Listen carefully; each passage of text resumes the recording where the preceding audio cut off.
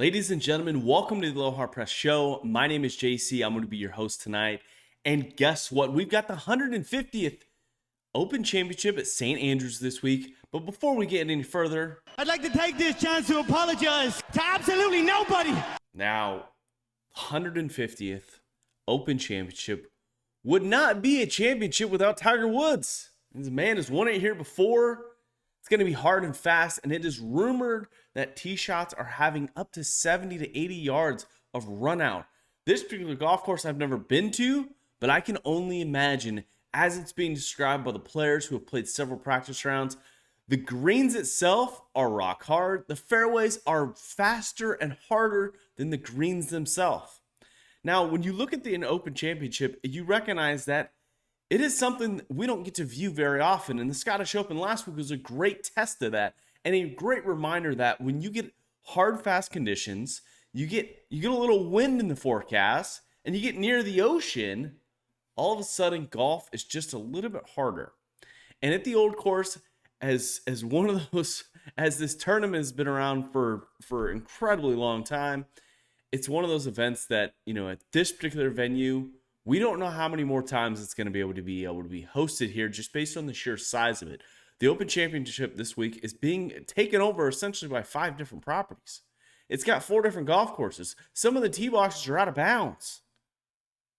And you think for one moment that we might lose this championship. We might lose the Open Championship at St. Andrews. And that saddens me. But it's one of those things that we recognize that Tiger Woods is here in the field, and this was his projected start date way back when he initially got into his accident. The goal was not the Masters. The goal was not the PGA Championship, the US Open. It was the Open Championship, the 150th Open Championship, where Zach Johnson's your defending champion, technically. Now, Colin Morikawa is actually the Open Championship defending champion. But you got to recognize, Rory McIlroy, Justin Thomas, both have said that Tiger Woods is the guy this week. He has the most knowledge. He's playing incredible golf. He's playing a lot more golf than we have seen in the past. He looks relatively good. He's got the most experience playing in Wynn. He's got the most experience playing in this golf tournament, at this championship. And Lee Trevino said it best. The only issue Tiger has in his game is walking. And this week, conditions are going to be warm. It's not going to be a tough hilly walk like it was at the Masters, the PGA Championship. You got to recognize Tiger Woods has played in 2 events. And he's made the cut in both of them. And they were both major championships.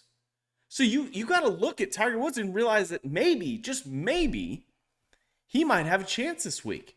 And we're going to get into our picks of the Open Championship and give you our winners, chicken dinners. You've got the make cut. You got the guy who's going to top 10, and you got a long shot that we're going to give you a little bit later in the show. So stick around. But other topics have popped up in this Open Championship, and Live Golf has continued to just be a thorn in our side. A lot of people on TikTok have given me a lot of shit about Live, about some of the things I've said in regards to the Live Championship and the John Deere Classic. People were upset that I made the reference that Live Golf got a victory over the John Deere Classic. But this is a week where we care the most about. There's 4 times a year, 4 major championships that we just can only care about. But they continue to just... The RNA it's just been this weird. They disinvited Greg Norman to their festivities, even though he's a past champion. That's kind of crazy. Tiger Woods has come out and made some very strong statements, and it seems like he's taken the reins from Rory McIlroy and Justin Thomas in regards to this topic and defending the PGA Tour. Tiger Woods has said that, he's disappointed, disgusted, and it sounds to me like he doesn't even consider Live an actual golf league. Based on a 54-hole event, and that there's music being played and fun activities going around. And you got to wonder, Tiger Woods, the greatest of all time, is making these claims and making these statements. You got to give him credit. The guy's right. These guys who are getting guaranteed money are not going to be incentivized like they would having to earn their tour card each and every week. Now, Bryson DeChambeau is a guy who's being dropped by a couple sponsors most recently, Bridgestone Golf, has come out and said it's a business decision for me to allow to be able to spend more time with my friends and family and be able to make some money. Tiger Woods, on the other side, is a bit disappointed and does not think it's best for the game of golf. Now, we'll see how that plays out. I would entertain the fact that, Tiger Woods, can you please be the PGA Tour commissioner and get some of these fucking guys back? And maybe salvage a tour and put on a better product.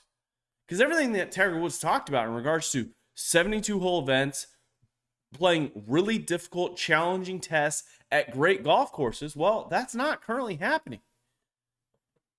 I mean, there's 52 weeks in the year and there's 50 PGA Tour events. And it's just awful. Did anyone watch the Barracuda? Did anyone at all? I guarantee you not. It was the Scottish Open, the Pro-Am up at Edgewood Tahoe with Steph Curry and Travis Kelce and, you know, all the superstars. But you got to recognize, I mean, is this really where we're going? And would it be that bad if Tiger Woods was not your PGA Tour commissioner? Hell, play 4 major championships a year, you know, do some commissioning, you know, put your stamp on the game. Why the hell not? I would love it. But a guy who's missing in action, and I don't know if he got lost in the boat coming over to, Scotland, it's Phil Mickelson. Has not been seen at St. Andrews. Has not played a practice round. Has not been around at all. And as I'm recording this here on a Tuesday evening, you got to wonder, is Phil going to be there?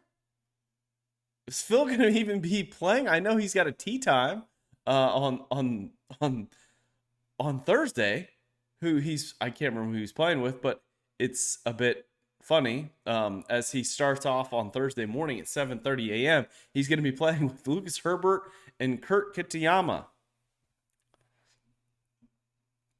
one of the greatest golfers in the world, and he is disappeared. It was not part of the festivities, the Champions Dinner at St. Andrews. Kind of sad. It's kind of sad, and it's kind of sad that there's definitely sides being taken. And as a fan of Phil's, a fan of Tiger Woods, this just sucks. It just sucks for the game of golf, to be quite honest with you. Now let's get out of the freaking rut of live golf, and let's talk a few more things in regards to the PGA Tour. Department of Justice is possibly investigating the PGA Tour for some violations. As our president of the United States is headed to Saudi Arabia, somehow this news was leaked to the Wall Street Journal that, the Department of Justice is investigating the PGA Tour in regards to some of the claims that they've made. I'm not going to get into that because it's a bit political and I don't really care that much. But all said and done, I mean, this has got to be another victory for Live Golf and another shot at the PGA Tour. And it's just sad. It really is sad. And especially with some of the things that Roy McIlroy said earlier. Go check out the TikTok of the Aloha Press. You'll get my full reaction to it. It's just kind of sad. But with the Open Championship, I mean, living here on the East Coast here in the United States, I've never had the opportunity to be in Scotland. There was a couple of cool stories that came out this week. Will Zalatoris, young buck who seems to compete often and well at major championships. And he came out and said, he's like, yeah, I was playing a practice round with 30 fans or 60 fans walking the course with me and their dogs. And you got to saying there are if you want to just walk up to the gate, you can just watch the golf tournament. It's like a public park. Now you can't go on the grounds during the Open Championship, but you can sure come up and just be a part of the experience. And with a lot of things that are going on, specifically in the United States, with Augusta National, the US Open, the PGA Championship, a lot of times those venues are so shut off and so secluded and so private and so difficult to even be a part of. It's refreshing to hear that. It's refreshing that the Open Championship has that openness to it. I mean, you saw it, when Tiger Woods is out playing, and shows up and plays 9 holes with a guy who he has no clue who he is. it's pretty remarkable, and especially when the fans can tag along. It's just a unique experience. I really enjoy this championship. But should we get to some picks? Should we get to some picks in regards to making the cut, top 10, winner, chicken digger, and a long shot? Now, oftentimes I give out odds and stuff, so keep your wallet in your pocket, okay? If you don't have the money to lose, don't bet it. But if you do, make sure I get a little taste, if you know what I mean. So we're going to break it down. Rory McIlroy, Xander Schauffele, John Rahm, Scotty Scheffler, Jordan Spieth, Matthew Fitzpatrick, Justin Thomas, Shane Lowry, Colin Morikawa, Will Zalatoris, Cameron Smith, Patrick Hanley, and Dustin Johnson. Tyler Hatton, Brooks Koepka, and Tommy Fleetwood round out the top, bunch. And when I read off these names, you got to think, Xander Schauffele winning the Scottish Open has a fucking real chance, right? I mean, the dude played some remarkable golf and seemed like he had complete control of his irons. But can he step up? The big house cat, can he figure it out and get a major championship done? Can he take on Colin Morikawa and Zach Johnson? I don't know. But I'm going to give you our picks right now. First and foremost, making the cut this week is Justin Thomas, a guy who has not played particularly well at this championship. He did not play particularly well. He missed the cut at the Scottish Open, which he thought was a great thing because he had an entire week to essentially prepare for St. Andrews, which is unique and cool. I don't know what time he tees off. I think he tees off somewhere in the midday, mid-morning. Let's see here. Yeah, he's teeing off at 10:09 with Shane Lowry, Victor Hovland. So, I mean, making the cut this week, I think Justin Thomas is going to be a sure lock. If this is something where you want to, drop in a parlay, on behalf of the Aloha Press, go for it. But a guy who's top 10ing this week, a guy who is playing at 958. He's playing with Colin Morikawa and Xander Schauffele himself as Rory McIlroy. He's making another top 10. St. Andrews seems like a great place for him. He seems like, it's not a bomber's paradise, but at the same time, the ability to just putt it around. He was seen out at I think the 17th hole, putting from 40 yards away. It was crazy, but I think he's got a real chance. He's top 10 in every single major championship this past year. He's playing some of the best golf he's ever played, and I think he's got a real shot for top 10. So if you want to make a little parlay bet there, but also let's get to the winner chicken dinner pick. I'm going with Tiger Woods. No, but on a serious note, Tiger Woods would be a great storyline, and to round off the 150 Open Championship at St. Andrews. Hell yeah. Why the hell not? But I'm going to go with a guy who particularly plays well on hard and fast conditions. A guy who has played great, but not that great this year. A guy who's won the Players' Championship, T3rd at the Masters, T13 at the PGA Championship. He did miss the cut at the US Open, which is concerning. But this championship's different. I'm going Cameron Smith out at the Aussie. This guy, it just seems like his iron play and his ability to play in difficult conditions, especially hard and fast conditions. He grew up around it. I think he played a lot of it. That's why I'm selecting him this week. And he sits at just, I think he sits around 25-1. So bet $1, make $25. I think it's a great pick. Now, the long shot that I've got down is Tiger Woods. Tiger Woods is sitting at 60-1, and he's got better odds than Bryson DeChambeau, Ryan Fox, Sungjae Im, Corey Connors, Cameron Young, Seamus Power, Robert McIntyre, and even Gary Woodland. You got to recognize, the long shot's got to be Tiger Woods. This would be absolutely the most romantic thing that we've ever seen in the game of golf. What he did in 2019, winning the Masters Championship, was absolutely remarkable, incredible. How he beat out John Rahm, Louis Oosthuizen. He beat out the Italian, can't remember his name, and Brooks Koepka. He just did things that were just pretty remarkable and pretty special. And it just seems like the comments with Lee Trevino, Roy McIlroy, and Justin Thomas, he's got this one circled, and it seems like he's playing particularly well going into this championship. And I think it's going to be a perfect storm for him. When it comes to the conditions itself, it's going to be incredibly challenging, incredibly difficult, but also it's going to be conditions where he's excels at, where you got to hit great iron shots. You don't have to be a super long bomber. This golf course is not going to play very long. It's going to take precision. And I think Tiger Woods has that. If his putter can be on and he can be relatively accurate on the par fives off the tee, I think as a long shot, you could easily put a couple hundred on Tiger Woods, because that would be absolutely historical.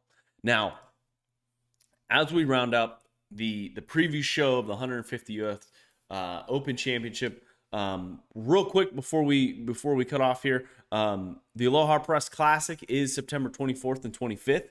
If you want to sign up for that particular championship, if you want a little taste of major championship golf, sign up now. thealohapress.com, link in the bio, link below, and you're going to be able to get a chance to compete with over 40 golfers who are, I don't want to say the best competition. Some of them are, but then others, we got a few high handicappers that can go out there and shoot in the 80s and give you a little run for your money. And we're giving away to almost, I think, $4,000 to $6,000 in cash prizes. And when I say cash prizes, I mean cash gift cards in the shape of $100 bills. So please, before you go any further, before you miss one of the most monumental events in the game of golf, and I'm not talking about the Open Championship, I'm talking about the Aloha Press Classic, do me a favor, go check it out. You can find the details again on the alohapress.com's website /events.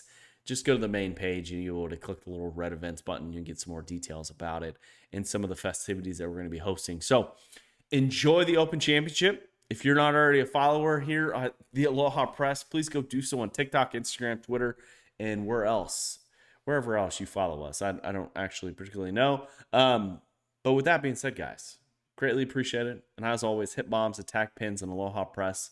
And we'll talk to you very soon. Have a great week of golf. Last major championship is going to be rather special. Cheers. Wearing all black. Aloha! Here with JC and Jeff. Ain't no time for school today. Hitting bombs. Hey, watch this punch cut lob wedge. Replace your Marshalls with cart girls. They're better looking. They're serving drinks. Got to hit bombs off the tee. Phil talking about a guy taking a shit in the cut. Mahalo! That's what we did fireside with Phil. Fire at the stick. Hit bomb and attack the pin.